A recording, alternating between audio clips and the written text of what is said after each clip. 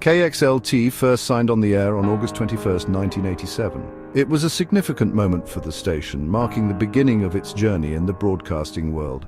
It was a full-time satellite of KXLI, which meant it relied heavily on its parent station for content and support.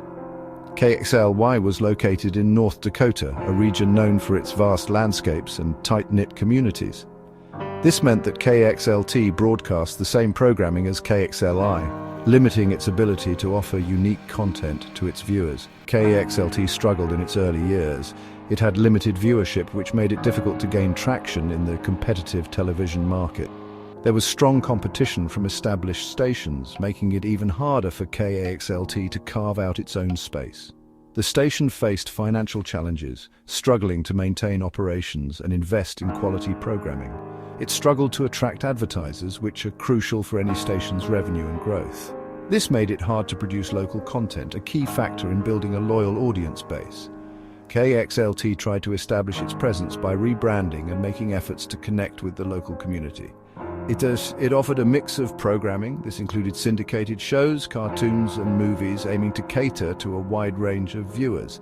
However, it struggled to find a niche audience, which is essential for long-term success. This made it difficult to compete in the market, where established players had already secured their positions. The station's early years were marked by uncertainty, with many questioning its viability. It was unclear if KXLT would survive. The challenges were significant and the future seemed bleak. The station needed a change to find success. It was a critical time for KXLT, and transformation was essential for its survival. In year, Halcom Inc. acquired KXLT. Halcom was a broadcasting company. It had a vision for the station. This led to the creation of the Minnesota Independent Network. The network was an ambitious project.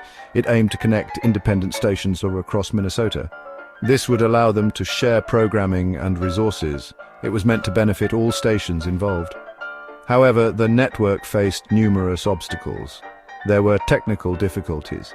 Securing agreements with other stations proved challenging. The network failed to gain traction. The failure of the Minnesota Independent Network was a setback for KXLT. Halcom Inc. decided to sell the station. Its future was once again uncertain. In 1990, KXLT was sold to Star Television Network. Star Television Network was a new company. It had plans to revitalize the station. This marked a turning point for KXLT. Star Television Network brought a fresh perspective. It introduced new programming. This included a mix of classic TV shows and movies.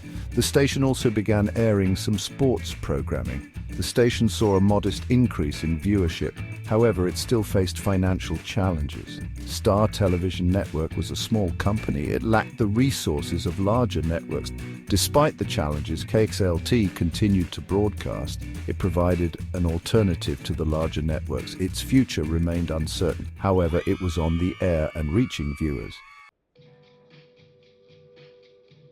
Star Television Network faced financial difficulties. In year, it ceased operations. This left KXLT without a primary programming source. The station had to find a way to fill its airtime. KXLT turned to a mix of infomercials, religious programming, and the home shopping network. This allowed the station to generate revenue. However, it led to a decline in viewership. The station's programming became less appealing to a wider audience. Infomercials and religious programming had limited appeal. The home shopping network was not a draw for many viewers. KXLT was in a precarious position. It was generating revenue but losing viewers. The station needed to find a sustainable programming model. It was unclear what the future held. Section 5. Paxson Communications and the all-infomercial era. In 1996, KXLT was sold to Paxson Communications. Paxson Communications was a broadcasting company that specialized in infomercials. This marked a significant shift for the station.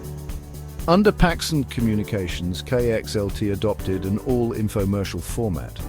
This meant that the station aired infomercials for 24 hours a day. This generated significant revenue for Paxson Communications. The all-infomercial format alienated many viewers. However, it was a profitable model for Paxson Communications. The company was not concerned with traditional programming or viewership ratings. KXLT was now a full-fledged infomercial station. It was a far cry from its early days as a satellite station. The station was profitable. However, it had abandoned any pretense of providing traditional programming. Section 6. Becoming a Fox affiliate under Shockley Communications.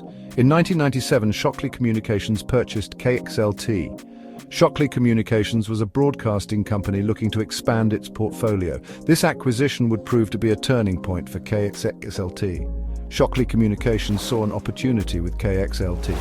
The station had an existing broadcasting infrastructure and was located in a market with potential. This made it an attractive acquisition. In 1998, Shockley Communications made a bold move. It affiliated KXLT with the Fox Broadcasting Company. This transformed KXLT into a Fox affiliate. It was a significant development for the station. The affiliation with Fox brought about a dramatic change. KXLT now had access to popular network programming. This included primetime shows, sports, and news. The station's viewership increased significantly. Section 7. Shared services with Quincy newspapers and the KWBR era. In 2001, Shockley Communications entered into a shared services agreement with Quincy newspapers. This partnership marked a significant shift in the operational dynamics of both companies. Quincy newspapers owned KDLH, the CBS affiliate in the same market. This strategic move was aimed at consolidating resources and enhancing the market presence of both entities.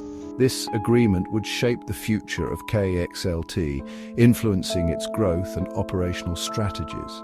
Under the agreement, Quincy newspapers would provide operational and technical support to KXLT. This included a range of services that were crucial for the station's day-to-day operations. This included master control, sales, and administrative functions. The integration of these services helped streamline operations and reduce costs. In exchange, Quincy newspapers would gain access to KXLT's broadcasting infrastructure. This mutual benefit was a cornerstone of the agreement.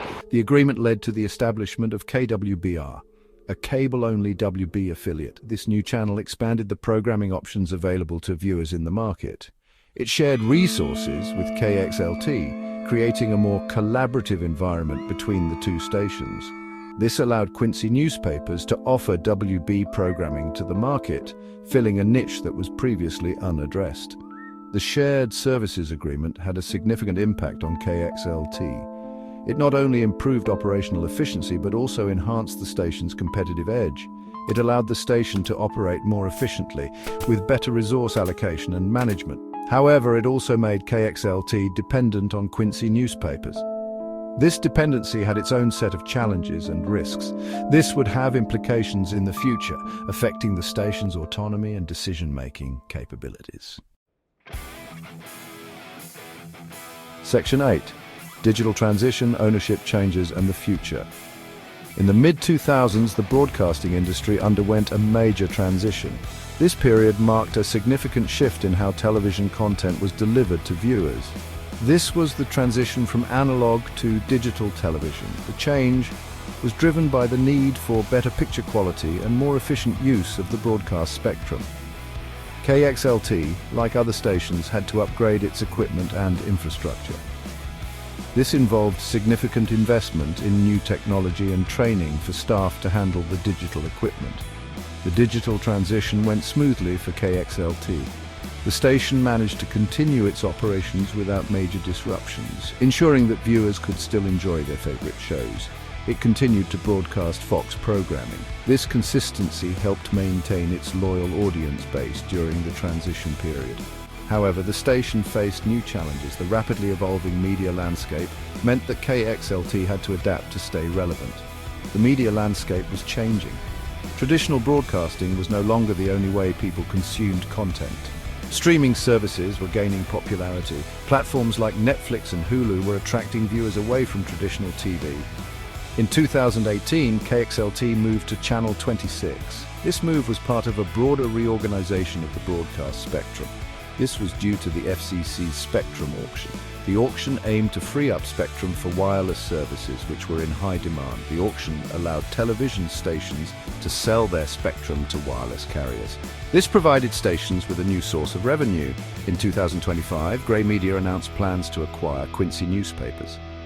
This acquisition included KXLT, marking another significant change in the station's history. However, the deal required a failing station waiver from the FCC. This waiver was necessary because Grey Media already owned another station in the same market. This was because Grey Media already owned another station in the market. The waiver was crucial to avoid violating FCC regulations on media ownership. The FCC granted the waiver, securing the future of KXLT. This approval ensured that the station could continue to operate and serve its community.